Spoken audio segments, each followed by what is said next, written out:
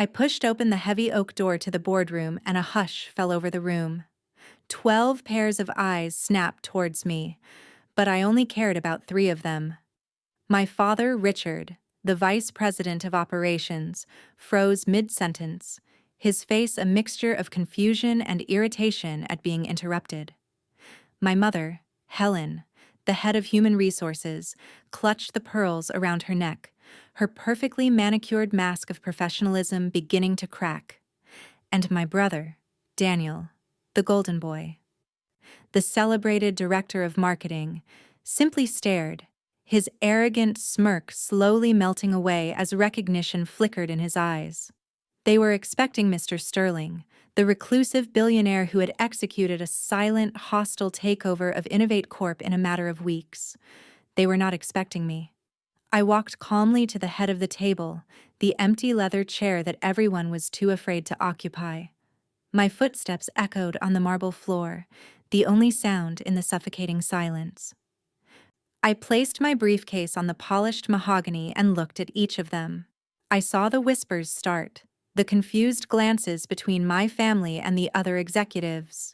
They looked at my tailored Italian suit, the watch on my wrist that cost more than their yearly salaries, and the cold, unreadable expression on my face. They were trying to connect the powerful figure standing before them with the broken, scrawny 17-year-old boy they had last seen. They had spent the last week in a panic, trying to figure out how to impress their new boss, scheming how to secure their comfortable, high-paying jobs. They had no idea the man whose boots they were preparing to lick was the same son, the same brother they had thrown out onto the street with nothing but a garbage bag of clothes. They had told me I would be nothing, that I would die in a ditch. They were wrong. "Good morning," I said, my voice cutting through the tension like a shard of ice. It was a voice they hadn't heard in 10 years, but it was one they would never forget. "I see you all received my memo. Let's begin." My father's face went white. My mother let out a tiny, choked sound. Daniel looked like he'd seen a ghost. "You're probably wondering why I would orchestrate such a cruel public reunion. Why buy the entire company just to fire my own family? Because true justice isn't just about winning. It's about making them understand exactly what they lost. And to understand that, you have to go back to the lie that destroyed my life and the promise I made to myself in the darkness. The lie they told wasn't some grand, intricate deception. It was small, mundane, and all the more cruel for it. It was the lie they told themselves every single day, that their cruelty was for my own good. In our family, there were 2 sons, but only one was considered an investment. My brother, Daniel, was the investment. I was the expense to be managed. Daniel was destined for greatness, they'd say. He had the charm, the charisma. He needed to be nurtured. So, he got the new clothes, the private tutors for grades he barely passed, the latest gadgets to keep him happy. His only responsibility was to exist and be brilliant. My responsibility was everything else. From the age of 14, I worked. After school, on weekends, during holidays. My first job was washing dishes at a greasy spoon diner, my hands perpetually smelling of bleach and old frying oil. My paycheck didn't go into a bank account for my future. It went straight into a family fund, which was just another name for Daniel's allowance. When I got a perfect score on a physics exam, my father would glance at it and say, "Good. Don't get a big head." When Daniel won a meaningless, most popular award in his drama club, my mother would frame the certificate and throw a dinner party. I was taught that my role was to work in the shadows so that my brother could shine in the sun. I was the foundation, unseen and unthanked, upon which they built their shrine to him. I remember one year, I saved for months. Every spare dollar I could skim from my tips, every extra shift I took, went into an old shoebox I kept hidden under my mattress. It was $250. To me, it was a fortune. It was the application fee for a programming course at the local community college. It was my ticket out. One afternoon, I came home from work to find Daniel parading around the living room with a brand new guitar. It was a beautiful instrument, gleaming under the lights. It also cost exactly $250. When I ran to my room, the shoebox was empty. I confronted my parents, my voice shaking with a fury I rarely showed. My mother didn't even flinch. "Daniel has a gift for music, Liam," she said calmly. "You have to support your family. It's what good sons do." My father just nodded, adding, "It builds character, son." They weren't just taking my money, they were stealing my future and calling it a lesson. That guitar was just a dress rehearsal. The main performance, the grand act of betrayal, came a year later, shortly after my 18th birthday. That birthday was significant, not because they celebrated it, they didn't, but because it meant I was now legally useful to them in a way I hadn't been before. Daniel, now 20, had what he called a vision. He was going to create a revolutionary tech startup. The idea? An exclusive social media app for rating luxury resorts and private jets, something he had absolutely no experience with. To my parents, it was as if he'd just announced he'd cured cancer. This was it. This was the moment their investment in their golden child would pay off and propel the family into the stratosphere of wealth and status. There was only one problem. Visions require capital, and their bank accounts were dry from years of funding Daniel's expensive lifestyle. Their credit was shot. But I had been working relentlessly. I'd been promoted to a line cook, working 60-hour weeks, saving every single dollar. I had managed to scrape together $5,000. It was my escape fund, earmarked for a security deposit on a tiny apartment across town. They knew I had it. They called a family meeting, a term that always meant they needed something from me. My father laid out glossy printouts of Daniel's business plan, which was mostly just pictures of yachts. My mother sat beside me, putting her arm around me for the first time in years. "Liam, this is an opportunity for the whole family," my father said, his voice full of false sincerity.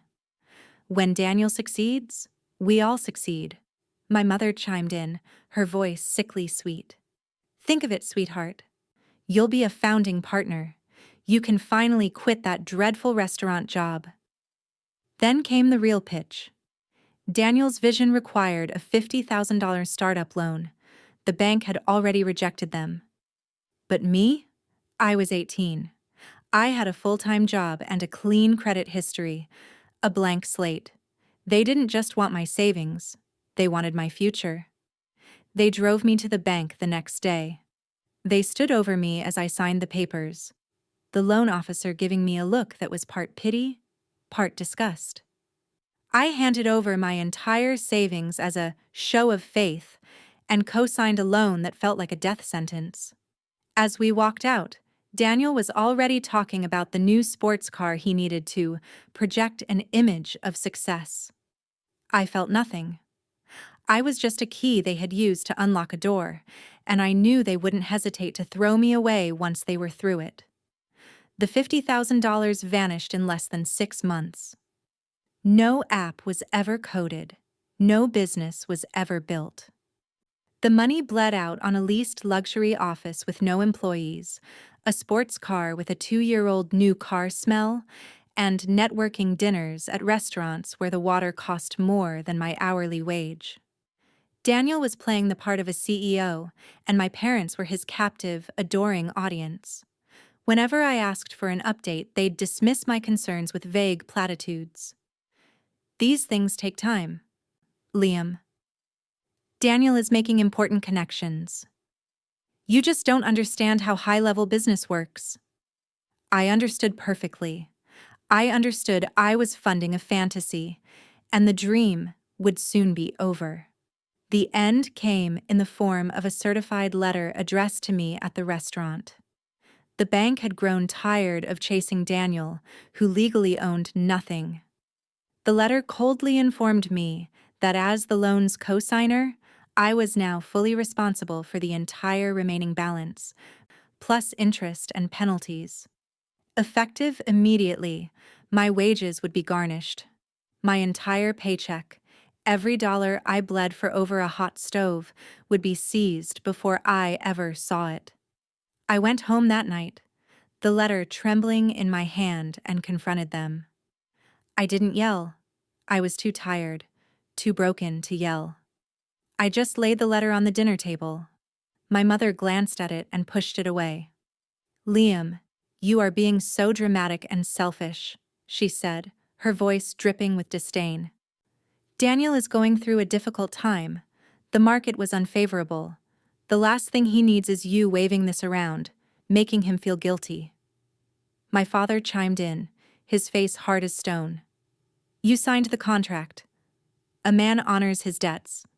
Stop acting like a victim." Daniel, stuffing his face with the dinner I could no longer afford, just laughed. "You were always jealous," he sneered. "You wanted me to fail." That was the moment I finally understood. They would never change.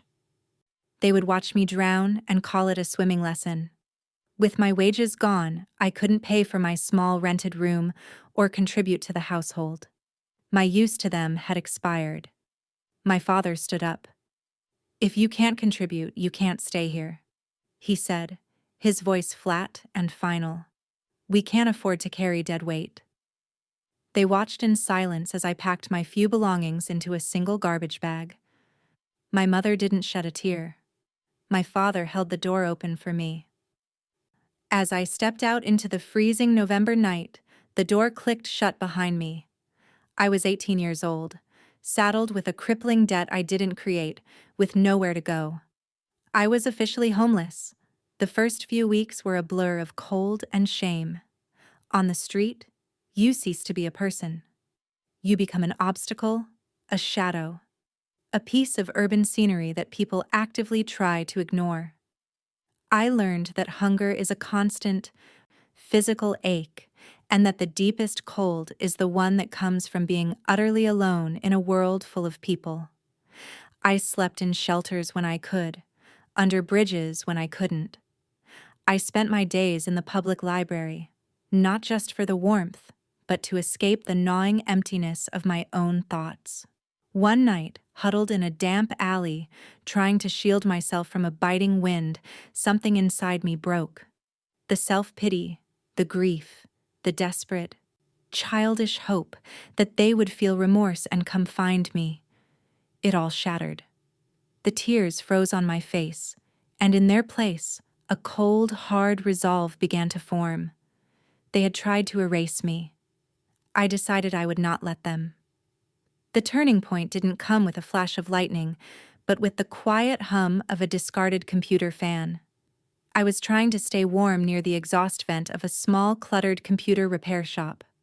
The owner, a grizzled old man named Mr. Chen, came out to throw away some trash. He saw me tinkering with an old motherboard I'd found. Instead of yelling at me to leave, he grunted, "You know anything about these?" I told him what little I knew, things I'd read in books at the library. He listened, nodded, and then made me an offer that changed my life. "I need someone to sweep up and sort parts. I'll give you the cot in the back room and one hot meal a day." I accepted before he could finish the sentence. For the first time, my work was for me.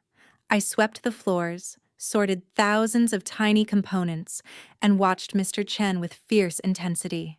He was a master of his craft, a quiet genius who could bring any dead machine back to life. He saw my hunger to learn and started teaching me. First hardware, then software, then the elegant logic of coding and network architecture. I devoured every manual, every online course I could access on his workshop computer. I worked 18-hour days, fueled by cheap coffee and a burning need to build myself up from nothing. One evening, I was idly browsing a local business journal online when I saw it, a photograph of my father, mother, and Daniel, all smiling, at a gala event for Innovate Corp. The caption praised their family-driven success. A wave of pure, cold rage washed over me. It wasn't enough to survive. It wasn't enough to succeed on my own terms. I had to go back. I stared at the Innovate Corp logo on the screen, and a new plan began to form. They had built their perfect life on my ruins. I would use their own company as the bulldozer to tear it all down. The next few years passed in a blur of code and caffeine. Mr. Chen's dusty repair shop became my entire world. I wasn't just his apprentice anymore. I was his partner. My hunger to learn was matched only by my capacity for work. I started by building custom computers for gamers, then developed small-scale inventory software for local businesses. Each project was a stepping stone, each success building on the last. Mr. Chen gave me the tools and the wisdom, but I provided the relentless, obsessive drive. Our little shop began to earn a reputation. We weren't just fixing things anymore. We were creating solutions. The big break came from a local credit union that was being plagued by cyber attacks. Using everything I had learned, I spent 3 months developing a unique, multi-layered security protocol. It was elegant, aggressive, and nearly impenetrable. It worked so well that word got out. 6 months later, a major Boston-based financial tech company acquired my protocol. The number on the check had 6 zeros. I was 24 years old. I was no longer poor. Money, I quickly learned, doesn't just buy things. It buys a new identity. The first thing I did was walk into the same bank that had garnished my wages years ago. I didn't speak to a teller. I asked for the branch manager. I sat across from him and wrote a personal check for the entire remaining balance of Daniel's failed business loan, $58,000 and change, with all the interest and penalties. I watched the manager's eyes go wide as he processed the payment. I wasn't just clearing a debt, I was buying back my name. I was cauterizing a wound. With the rest of the money, I didn't buy a sports car or a fancy watch. I invested in myself. I hired tutors. I took online courses in corporate finance, contract law, and market analysis. I learned how to dress, how to negotiate, how to command a room with quiet confidence rather than loud arrogance. I rebuilt myself from the ground up, replacing every weakness my family had instilled in me with a corresponding strength. All the while, my real target was never out of sight. On the wall of my new minimalist apartment, I had a detailed chart. It wasn't of stocks or investments. It was the entire corporate structure of Innovate Corp. I knew its executives, its revenue streams, its suppliers, and most importantly, its vulnerabilities. The planning phase was over. It was time to start buying. For the next 3 years, I became a ghost. I created a shell corporation, registered in a jurisdiction so obscure it barely existed on a map. I called it Sterling Capital. To the world, Sterling Capital was a phantom, an aggressive new investment firm with seemingly bottomless cash reserves. But in reality, it was just me, operating from a secure laptop in my quiet apartment. The hunt had begun. I started small, buying up Innovate Corp's publicly traded shares in small, untraceable blocks through multiple brokers. Every day, I would watch the stock ticker, my ownership percentage creeping up by fractions of a point: 5%, 8%, 12%. The company's board, my father included, noted the increased activity but dismissed it as market noise. They were complacent, arrogant, and blind. They never once thought to ask who was buying. My patience was rewarded. Through my research, I discovered that a major pension fund, holding a 30% stake in Innovate Corp, was unhappy with the company's stagnant growth and was looking to quietly unload its position. This was my moment. Through Sterling Capital, I initiated back-channel negotiations. It was the ultimate test of my new self. I was no longer the boy who could be tricked into signing a loan. I was the invisible titan dictating terms. The negotiations were brutal and lasted for weeks. The pension fund wanted to maximize its return. I wanted total control. In the end, money spoke the only language that mattered. We settled on a price, and in a single massive block trade, I acquired their entire stake. The transaction was private, shielded from the public markets. The day it closed, I got a one-line confirmation email from my lawyer. I owned 52% of Innovate Corp. I sat there in the silence of my apartment, staring at the Innovate Corp chart on my wall. I felt no joy, no elation, just a profound, grim sense of completion. It was the feeling of a weapon finally being forged. The boy they threw out was gone. The man who remained had just bought the ground beneath their feet. I picked up my phone and dialed my lead attorney. "It's done," I said, my voice steady. "Schedule an emergency meeting of the board and senior management for tomorrow morning at 9 o'clock sharp. Inform them that the new owner, Mr. Sterling, will be attending in person. Make it clear that attendance for Richard, Helen, and Daniel is not optional." The trap was set. All that was left was to watch them walk into it. Sleep didn't come that night. It wasn't anxiety that kept me awake, but a heavy, profound sense of finality. It felt as if the last 10 years of my life, the cold nights on the street, the endless hours in Mr. Chen's shop, the relentless climb, were all converging on a single point in time. 9 o'clock the next morning. I sat in the dark, looking out over the city lights, and thought of the boy I used to be. The boy who believed in family, the boy who thought hard work and loyalty would be rewarded. That boy was long gone, but I was doing this for him. I was about to give him the justice he was denied. In the morning, I got dressed with deliberate slowness. The suit was dark charcoal, tailored to perfection. It was my armor. The tie was silk, a muted silver, knotted with precision. My cufflinks were simple, elegant platinum. Each piece was a rejection of the thrift store clothes and garbage bag luggage of my past. As I put on my watch, a Swiss timepiece with a quiet, steady movement, I saw it not as a way to tell time, but as a countdown. Every tick was 1 second closer to the moment of reckoning. When I looked in the mirror, I barely recognized the face staring back. The fear and uncertainty that had haunted my youth were gone, replaced by an unyielding, cold composure. I drove my own car, a sleek, black sedan, understated and powerful.